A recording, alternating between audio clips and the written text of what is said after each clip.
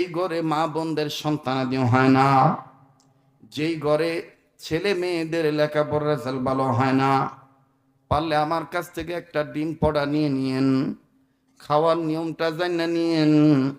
আল্লাহর ভান্ডারে কোনো কিছুর অভাব নাই। আল্লাহ পাক আপনাদেরকে ইনশাআল্লাহ দিয়ে দিবে।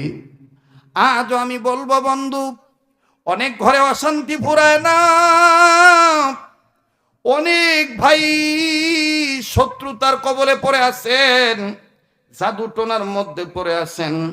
অনেক কামাই করেন কিন্তু টাকা থাকে না, ঘরের মধ্যে অশান্তি দূর হয় না, ছেলে মেয়ে কথা মানতে চায় না।